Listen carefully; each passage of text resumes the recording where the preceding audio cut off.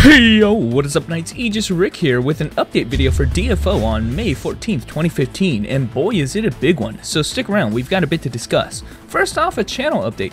Recently, I just graduated, this weekend in fact, so I've been pretty busy, and I can't promise that I won't stop being super busy. Now that school's done for me, I've got to now transition into adult Rick and start looking for work and all that. It may be a while until I'm settled. Don't worry though, because DFO is still maybe a second priority for me, so I'll always try to keep up to date, stream occasionally, and still make content on the side. Just not as frequent, alright? But enough about me. What's going on with the game? So, alright, big news. We've been graced with the Time Gate update, and with it a bunch of expansions towards the game. This update came with it a sick-ass trailer showcasing only a few things in it. I suggest you go watch the full trailer on their official YouTube and give it a like, cause it's too cool. I mean, do you hear that music? Anyway, from the trailer, it's clear that we get the 80 cap update, new dungeons, and a new town with various new features. That's a lot of stuff to cover, so let's take it slow and I'll show you in-game what exactly they mean. First, 80 cap. Gosh, I didn't even get to enjoy the 70 cap for that long before they raised it already.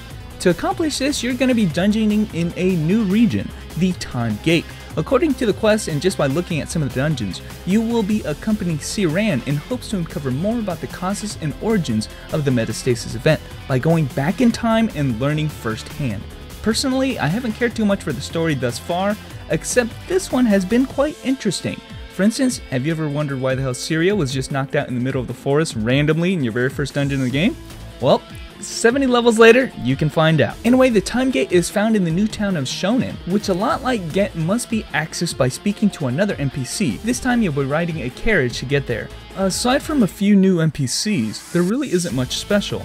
Well, there is one thing. See, this town features the Dragon Tournament, and can be attempted as many times as you like given you have the items required for entry, that is, 5 Endless Eternities and 40 Red Cube Fragments. The tournament acts just like those ones from Dragon Ball Z, but in short, defeat 4 APC foes in a row to be crowned the champion. Each APC is specially designed for this dungeon and are not dungeon fighters at all, so it's really kind of interesting to see these new APCs and moves. The APCs drop items along the way, such as Demon Invitations for Hell Mode later on, as well as the most important item, Powerful Energy. Powerful Energy are necessary for the new Suju enhancement system. This enhancement system only requires this Powerful Energy item, and it is used to enhance your weapon in a different way than Kiri does. Whereas Kiri enhances your weapon to give it piercing, physical, and magic damage, which help your percentage damage skills, Suju enhancements increase your damage for fixed damage skills. It occurs at 100% success rate, doesn't require gold, and has a max enhancement of +7. This basically means that if you are diligent enough in the Dragon Tournament, eventually you will get a massive increase in your damage. I will always praise such systems that are not dependent entirely on luck, like Kiri. Anyway, that aside guys, we got 3 new events that have replaced the old ones. This time I feel they are more focused on account-wide benefits. We have a daily attendance calendar for the next few weeks. You get rewarded with a prize for signing in every day, and if you sign in at least one day out of the week, you will also be granted the weekly rewards at the bottom. I see inventory and storage expansions, so don't miss these very easy opportunities. Another account-wide event is the Enchanted event. Basically, if you complete dungeons labeled as optimized for your level, you will receive account-bound items. 15 dungeons and you will get all the prizes for the day. Know that the completions can be done on any character that is playing on the account.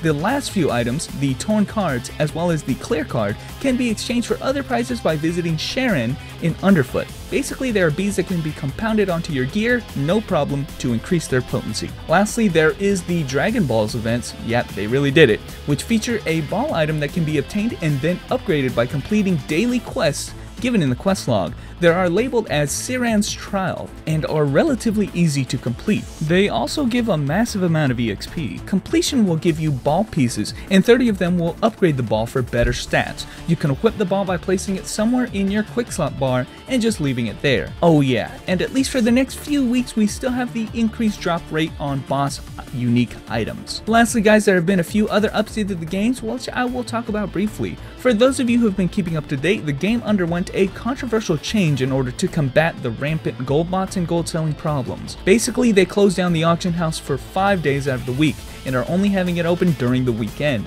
According to some of the most recent posts, material items are able to be registered now, and minimum equipment level for gear that is allowed to be registered is level 30. Anything below that and you aren't allowed to use the auction house. To sort of mitigate the effect of some of these changes, they have not only greatly increased the drop rate for low level rare items, but maybe even more importantly, they have increased the drop rate of material items necessary for quests and awakenings, which is always a good thing in my book. But anyway guys, that was just a minor rundown of what to expect out of this update. I may have missed a few things, but that being said, find out everything for yourself by jumping into DFO today. Don't forget to spread the word about the Aegis Rick YouTube channel, and even more importantly, Dungeon Fighter Online Global itself. But anyway guys, thanks for watching, and I will catch you nights later.